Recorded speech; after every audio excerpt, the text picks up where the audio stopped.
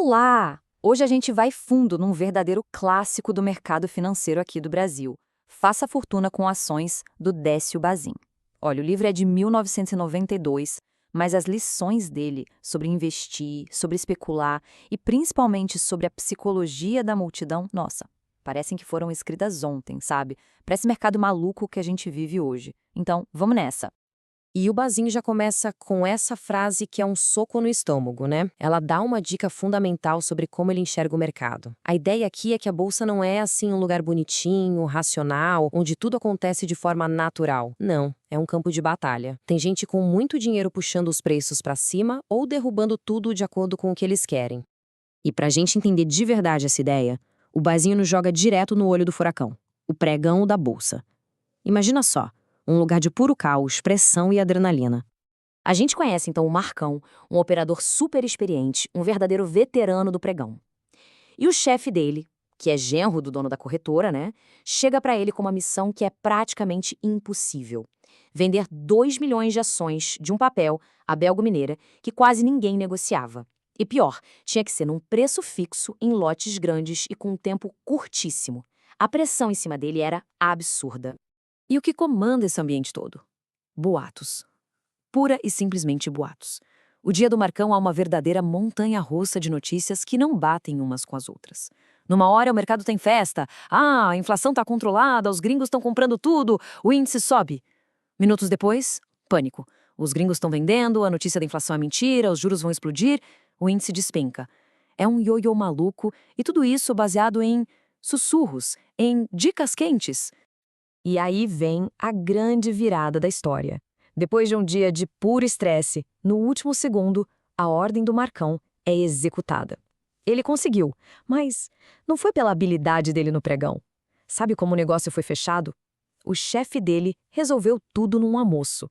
A grande lição que o Bazin tira disso é: boas amizades valem mais do que experiência. Hoje em dia, os melhores negócios são feitos nos bastidores, ou seja, o jogo real acontece longe dos olhos da maioria. Bom, agora a gente vai conhecer o nosso protagonista de verdade, porque o Décio Bazel não foi só um cara que olhou de fora. Não, ele viveu tudo isso na pele. E ele começou a jornada dele nesse mundo, digamos, bem ingênuo. Lá nos anos 60, o Bazin era só um operador novato. E claro, ele caiu na primeira grande armadilha do mercado: a dica quente. Um corretor chegou no ouvido dele e contou em segredo sobre uma empresa chamada Cássio Muniz.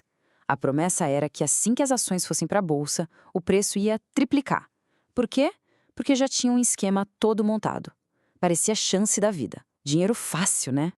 Bom, o resultado foi um desastre completo, tá? O esquema era uma fraude. Simples assim. A empresa estava quebrada. Nas palavras do próprio Bazin, foi uma patifaria. E com isso, todas as economias dele, de 6 meses de trabalho suado, sacrificado, foram pro ralo. Foi ali que ele fez uma promessa para si mesmo: nunca mais comprar uma ação baseada em boato, em coisa que não dá para comprovar. Olha, essa primeira lição doeu, e doeu muito. Mas nada, absolutamente nada preparou Bazin para o que estava por vir. Agora a gente chega no clímax da história dele, a grande bolha especulativa e o crash da Bolsa de 1971. E o que botou fogo nessa bolha toda?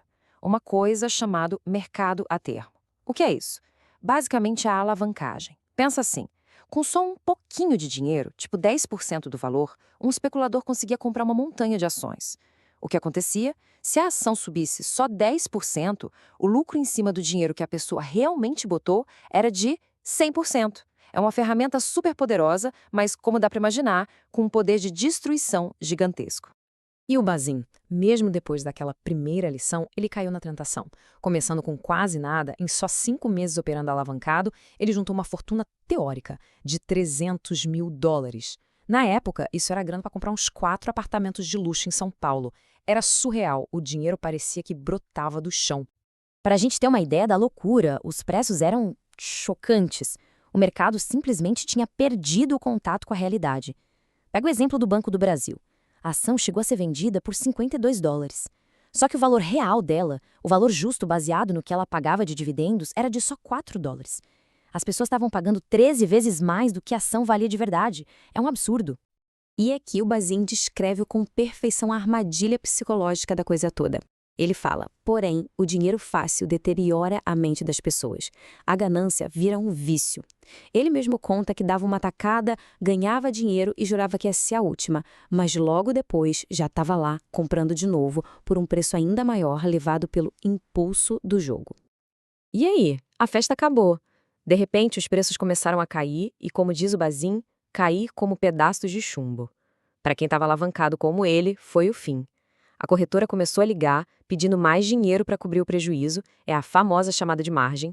Quem não tinha grana era obrigado a vender as ações por qualquer preço, o que fazia o preço cair ainda mais, gerando mais chamadas de margem para todo mundo. Foi uma verdadeira espiral da morte. E o dinheiro do Bazin evaporou em questão de dias. A queda foi brutal, o Bazin perdeu absolutamente tudo. Mas é como dizem, né? Foi das cinzas desse desastre que nasceu uma clareza, uma sabedoria que mudou para sempre o jeito dele de investir.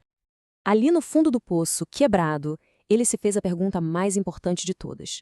Uma pergunta que todo mundo que investe deveria se fazer. Se o preço que aparece na tela é só uma ilusão, movida por pânico e ganância, como é que eu sei o valor de verdade de uma ação? Como eu separo o que é fato do que é só barulho? E a resposta que ele encontrou para isso é simplesmente o coração do livro inteiro. Ele criou um método que ele chamou de preço justo. A ideia era calcular o valor de uma ação sem olhar para o mercado, mas sim para uma coisa concreta, real. O dinheiro que a empresa de fato paga para os acionistas, ou seja, os dividendos. E o mais incrível é que o método é muito, muito simples. Olha só. Passo 1. Você descobre quanto a empresa pagou de dividendo por cada ação no último ano. Passo 2. Você define qual o rendimento mínimo que você quer ter por ano com aquela ação. O Bazin usava 6% como base. E passo 3. Você divide o valor do dividendo por essa taxa de 6%, ou seja, por 0,06. O resultado? Esse é o seu preço justo. É o preço máximo que você deveria pagar por aquela ação. Simples, né? E essa ideia, essa revelação tão simples, se tornou a base de toda uma filosofia de investimentos super sólida. É o que o Bazin chamou de elixir para os investidores. E olha só essa afirmação do Bazin que é de cair o queixo. Para ele, mais de 95% das ações na bolsa são negociadas por preços que não têm nada a ver com o valor real delas. Ele usa a expressão preços escandalosamente falsos, inflados pela pura especulação. O que isso quer dizer?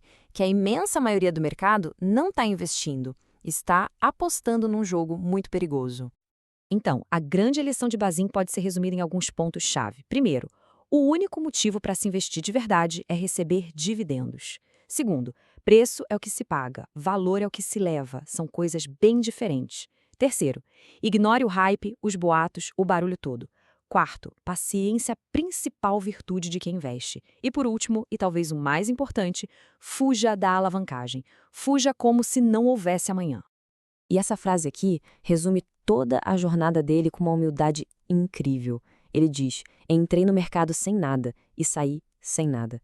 Eu e a bolsa estávamos quites. A bolha deu a ele uma fortuna de papel e depois tirou tudo. No fim das contas, ele não ganhou nem perdeu o dinheiro, mas o que ele ganhou foi algo que não tem preço. A sabedoria que ele depois dividiu com todo mundo nesse livro. E tudo isso nos leva a uma pergunta final. Uma pergunta que vale tanto hoje quanto valia na época do Bazin. Quando a gente olha para o mercado, para as ações da moda, para as dicas quentes que aparecem toda hora, qual é a nossa postura? É a de quem investe de forma disciplinada, com foco no valor real? Ou é a de quem especula, com a esperança de que outra pessoa vai pagar mais caro amanhã? A resposta para essa pergunta pode definir o nosso futuro financeiro.